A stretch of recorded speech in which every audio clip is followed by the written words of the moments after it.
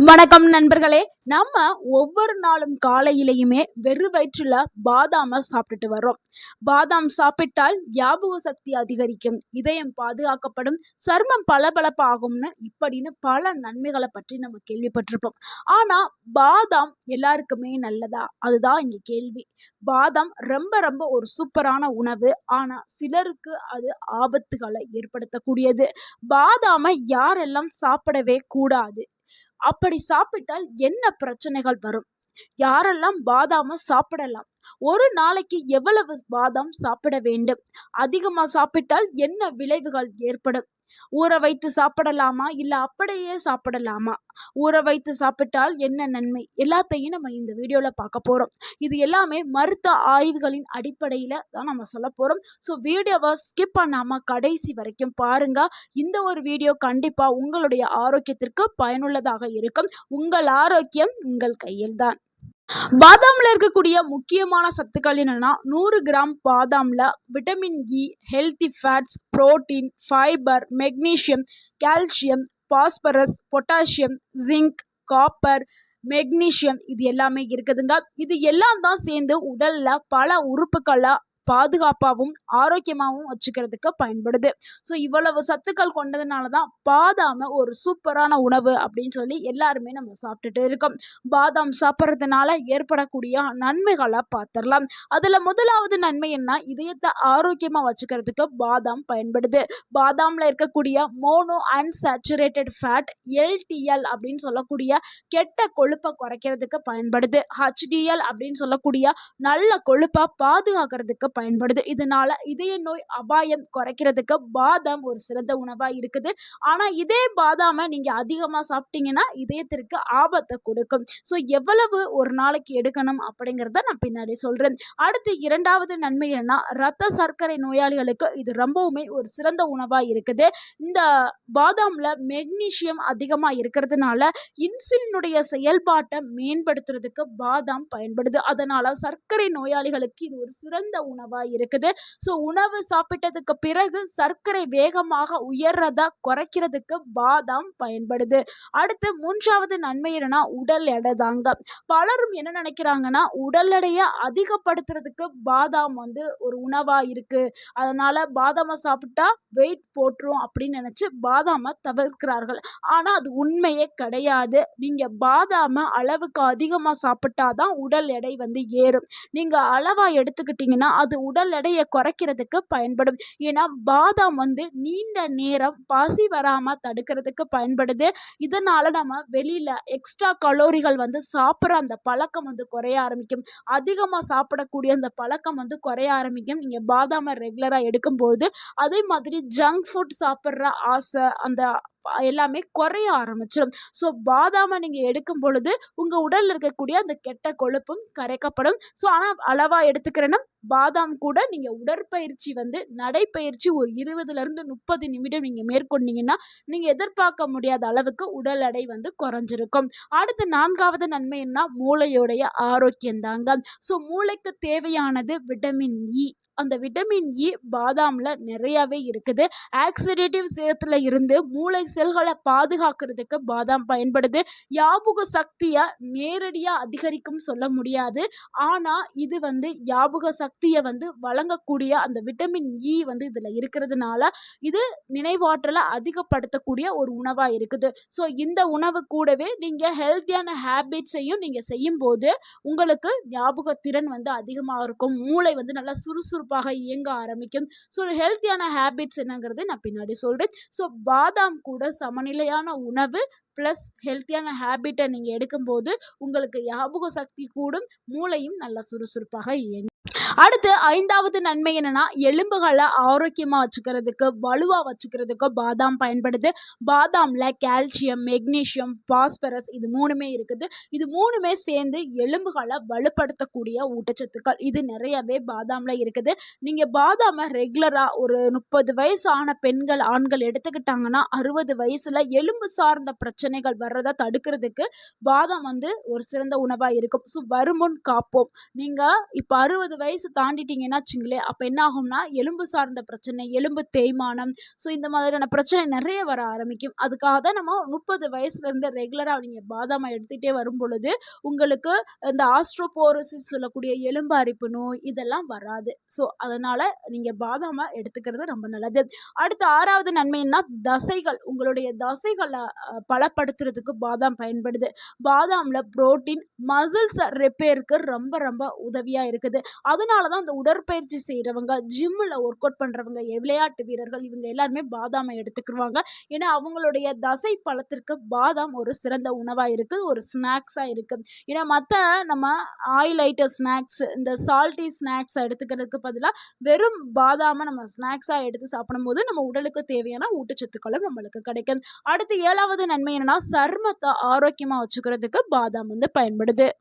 பாதாம்ல இருக்கக்கூடிய vitamin E சரும செல்களை பாதுகாக்கக்கூடியது, சரும வறட்சியை குறைக்கக்கூடியது.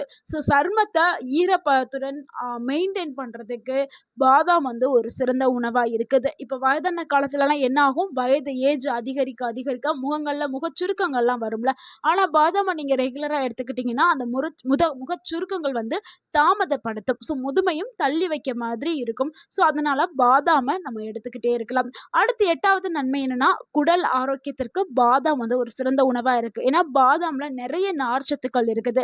நார்ச்சத்து இருக்கிறதுனால என்ன ஆகும்னா நல்ல ஒரு செரிமானம் ஏற்படும், மலச்சிக்கல் ப்ராப்ளம் குறைக்கப்படும், நல்ல பாக்டீரியாக்கள் வளர்றதுக்கு தேவையான ஊட்டச்சத்து எல்லாமே பாதாம்ல இருக்குது. ஸோ குடல் ஆரோக்கியம்ங்கிறது நம்மளுக்கு உடலுக்கு ரொம்ப ரொம்ப முக்கியம். மூளையோடைய கனெக்ஷன் எங்கே இருக்குது, குடல்ல தான் இருக்குது. அப்போ குடல் சுத்தமாக இருந்தால் தான் நம்மளுடைய மனசு சுத்தமாக இருக்கும், நம்ம சுறுசுறுப்பாக இருக்க முடியும். அடுத்து 9வது நன்மை என்னன்னா, கண் பார்வதாங்கம். ஸோ கண் பார்வைக்கு தேவையான விட்டமின் இ பாதாம்ல இருக்குது. இது ஆக்சிடேட்டிவ் ஸ்ட்ரெஸ்ஸை குறைக்கிறதுக்கும் கண் சார்ந்த பிரச்சனைகளை தடுக்கிறதுக்கும் பாதாம் பயன்படுது. கண் பவரை இன்க்ரீஸ் பண்ணுறதுக்கும் பாதாம் ஒரு சிறந்த உணவாக இருக்குது. ஏன்னா இப்போ இருக்கிற எல்லா டெக்னாலஜி என்னாச்சு, ஃபோனு, டிவி, லேப்டாப் இப்படி ஆகிப்போச்சு உலகமே. ஸோ அதனால கண்களுக்கு நம்மளுக்கு ஒரு சக்தி தேவை. அதுக்கு நம்ம பாதாமை எடுத்துக்கிறது ரொம்பவே நல்லது. அடுத்து 10வது நன்மை என்னன்னா, முதுமை தாங்கம். ஆன்டி ஆக்சிடென்ட் பாதாம்ல இருக்குது. உடல்ல இருக்கக்கூடிய செல்களை சேதம் அடைகிறத குறைக்கிறதுக்கு பாதாம் பயன்படுது. அதாவது முதுமையா தாமதப்படுத்துறதுக்கு ஒரு சிறந்த உணவா பாதாம் இருக்குது. ஒரு ஆரோக்கியமான முதுமை கிடைக்கிறதுக்கு பாதாம் பயன்படுது. பாதாம இவ்வளவு நன்மை இருக்குல்லங்க. ஸோ இவ்வளவு நன்மை இருந்தும் சிலர் சாப்பிடக்கூடாது. அது யாரு அப்படிங்கிறத நம்ம பின்னாடி பார்த்தலாம். அதுக்கு முன்னாடி ஊற வைத்து ஏன் சாப்பிடணும் அப்படின்னு எல்லாரும் சொல்றாங்கல்ல, எதுக்காக சாப்பிடணும் அப்படிங்கிறத நம்ம பார்த்தலாம். நம்ம எப்படி ஊற வைத்து சாப்பிட்றதையும் பார்த்துடலாம். ஸோ இரவுல நம்ம 5 இல்லைன்னா 6 பாதாமை எடுத்து நம்ம தண்ணியில் ஊற வச்சு காலையில் தோல் நீக்கி தான் சாப்பிடணும். எதுக்காக ஊற வைத்து சாப்பிட்றோம்னா, ஊற வச்சு சாப்பிடும்போது அந்த பாதாமில் இருக்கக்கூடிய முழுமையான ஊட்டச்சத்து உடலால் உறிஞ்சி கொள்ளப்படும். அதுக்காக தான் ஊற வச்சு சாப்பிட சொல்கிறோம். இன்னொன்று நல்ல ஒரு செரிமானம் ஏற்படும். ஏன்னா அது ஊறி நல்லா மென்மையாயிரும், சாஃப்ட் ஆயிரும். நம்மளுக்கு ஈஸியாக கடிச்சு சாப்பிட்றதுக்கு யூஸாக இருக்கும். ஸோ செரிமானமும் நல்லா எளிதாக இயங்க ஆரம்பிக்கும். அதனால தான் நம்ம ஊற வச்சு சாப்பிட சொல்கிறோம். ஏன் தோலை நீக்கி சாப்பிட சொல்கிறோம்னா, தோலில் டேனின் அப்படின்னு சொல்லக்கூடிய ஒரு சேர்மம் இருக்குது. இந்த டேனின் என்ன பண்ணுதுன்னா, பாதாமில் இருக்கக்கூடிய ஊட்டச்சத்தை முழுமையாக உறிஞ்ச விடாது. அதனால தான் அந்த தோலை நீக்கிட்டு வெறும் பருப்பை மட்டும் சாப்பிட்றோம். ஸோ வெறும் ஊற வச்ச பருப்பை சாப்பிடும்போது பாதாமில் இருக்கக்கூடிய முழுமையான ஊட்டச்சத்துக்கள் உடலுக்கு போக ஆரம்பிக்கும். ஸோ இதுதான் ரீசன். ஒரு பழமொழி இருக்குதுல்லங்க, அதாவது எந்த ஒரு உணவா இருந்தாலும் அளவோடு எடுத்துக்கிட்டால் அது ஆரோக்கியத்தை கொடுக்கும், அளவுக்கு மீறினால் அது அமிர்தமா இருந்தாலும் அது நஞ்சாக்கப்படும். ஸோ இந்த பழமொழியை நீங்க ஞாபகத்துல வச்சுட்டு தான் எல்லா உணவுகளுமே சாப்பிடணும். அப்படிதான் பாதாமும். பாதாம் ரொம்ப ரொம்ப நல்ல உணவு. ஆனா அதை நீங்க அளவா எடுத்துக்கிறணும். ஒரு நாளைக்கு 5 பாதாம் போதும். அதுக்கு மேல எடுத்துக்கிட்டீங்கன்னா அது உங்களுக்கு ஆபத்துகளை ஏற்படுத்தும். ஸோ இப்ப யார் பாதாம சாப்பிடக்கூடாது அப்படிங்கிறத பார்த்துடலாம். அதுல முதலாவது நபர் யாருன்னா, நட்ஸ் அலர்ஜி இருக்கிறவங்க. சிலருக்குலாம் சில நட்ஸுகளை சாப்பிட்டாவே அலர்ஜி ஆயிரும். அதே மாதிரி பாதாம சாப்பிட்ட உடனே சிலருக்கு என்ன ஆகும்னா, உதடுல வீக்கம், தொண்டையில ஒரு கரகரப்பு மாதிரி ஒன்று ஏற்படும், மூச்சு திணறல், தோள்கள்ல அரிப்பு, இந்த மாதிரி இருந்துச்சுன்னா நீங்க சாப்பிட்றத தவிர்க்கிறது ரொம்பவே நல்லது. அடுத்து 2வது நபர் யார் சாப்பிடக்கூடாதுன்னா, சிறுநீரக நோயாளிகள் பாதாம தொட்டு கூட பார்க்கக்கூடாது. ஏன்னா சில கிட்னி நோயாளிகள் நோயாளிகளுக்கு பொட்டாசியம், பாஸ்பரஸ் கட்டுப்பாடு ரொம்பவே தேவை. ஸோ இந்த பொட்டாசியம், பாஸ்பரஸ் வந்து பாதாம்ல இருக்குது. அதனால அவர்கள் தவிர்க்கிறது ரொம்ப ரொம்ப நல்லது. அடுத்து 3வது நபர் யார் எடுக்கக்கூடாதுன்னா, கிட்னி ஸ்டோன் இருக்கிறவங்க, இல்ல ஏற்கனவே இருந்தவர்கள், இவர்கள் வந்து எடுக்கவே கூடாது. ஏன்னா பாதாம்ல ஆக்சலேட் வந்து இருக்குது. ஸோ அதனால கால்சியம் ஆக்சலேட் கற்கள மறுபடியும் உருவாக்குறதுக்கான அபாயம் வந்து அதிகமா இருக்குது. அதனால இவங்க இந்த பாதாம தவிர்க்கிறது ரொம்ப ரொம்ப நல்லது. ஸோ எந்த ஆக்சலேட் நிறைந்த உணவுகளுமே இந்த கிட்னி ஸ்டோன் ப்ராப்ளம் இருக்கிறவங்களோ, இல்ல ஆல்ரெடி இருந்தவங்களோ தவிர்க்கிறது ரொம்ப நல்லது. அதுக்கப்புறம் அதிக உடல் எடை இருக்கிறவங்க கொஞ்சம் பாதாம அதிகமா சாப்பிட்டாலும் கொலஸ்ட்ரால் வந்து அதிகமாயிரும். ஸோ அதிக கலோரி உடலுக்குள்ள போய் இன்னமும் கூடுதலான உடல் எடை வர ஆரம்பிக்கும். ஸோ அவர்கள் வந்து சாப்பிடலாம், ஆனா ரொம்ப கவனமா எடுக்கணும். அடுத்து 5வது நபர் யாருன்னா, செரிமான பிரச்சனை இருக்கிறவர்கள் பாதாம் வந்து சாப்பிடலாங்க. ஆனா ஒரே நேரத்துல நீங்க அதிகமா சாப்பிட்டுட்டீங்கன்னா, தெரியாம கூட சிலர் வந்து சாப்பிடுவாங்க. நல்லா இருக்குதே, நிறைய வீட்ல இருக்குதே அப்படின்னு நினைச்சிட்டு அவங்க பாட்டுல சாப்பிட்டுட்டே இருப்பாங்க. தெரியாம கூட அதிகமா சாப்பிட்றாதீங்க. ஏன்னா செரிமான பிரச்சனை வயிறு உபசம், வாய்வு தொல்லை, வயிற்று வலி இதெல்லாம் ஏற்படுறதுக்கு வாய்ப்புகள் இருக்குது. அடுத்து 6வது நபர் யாருன்னா, சிறிய குழந்தைகள். சிறிய குழந்தைகளுக்கு நம்ம பாதாம் வந்து கொடுக்கலாம். ஆனா நம்ம கவனமா கொடுக்கணும். ஏன்னா அவங்க வந்து பாதாம முழுங்கிருவாங்க. முழுங்கிட்டாங்கன்னா அது மூச்சு குழாயில போய் சிக்கி அவங்களுக்கு அது ஆபத்தை ஏற்படுத்தும். ஸோ அதனால எப்பவுமே குழந்தைகளுக்கு கொடுக்கும்போது பாதாம ஊற வச்சு நசுக்கி இல்லைன்னா அரைச்சு அந்த மாதிரி கொடுங்க. மறந்து கூட நீங்க அப்படியே கொடுத்துறாதீர்கள். அடுத்து 7வது நபர் யாருன்னா, குறிப்பிட்ட மருந்து மாத்திரைகள் எடுத்துக்கிறவங்க. ஏற்கனவே உடல்நலம் குறைபாடோட இருப்பாங்கல்ல, அவங்க சில மருந்து மாத்திரைலாம் சாப்பிடுவாங்க. ஸோ எதனால அவங்க உடல்நலம் குறைவா இருக்கிறாங்க? ஸோ அவங்களுக்கு வந்து பொட்டாசியம், பாஸ்பரஸ் கட்டுப்பாடு தேவை இருந்தது அப்படின்னு டாக்டர் யாராவது கூறியிருந்தாங்கன்னா, அவங்க பாதாம தவிர்க்கிறது ரொம்பவே நல்லது. மத்தபடி எல்லாருக்குமே பாதாம் ஒரு சிறந்த உணவா இருக்குது. பாதாம் சாப்பிட்றதுக்கான சரியான நேரம் காலையில சாப்பிடலாம், இல்ல மாலை நேரத்துல ஸ்நாக்ஸா சாப்பிடலாம், இல்ல உடற்பயிற்சி செஞ்சதுக்கு பிறகும் நம்ம எடுத்துக்கலாம். பாதாம் கூட பால், தயிர், ஓட்ஸ், பழங்கள், ஸ்மூதி இது எல்லாமே வந்து நம்ம சேர்த்து நம்ம சாப்பிட்டுக்கலாம்.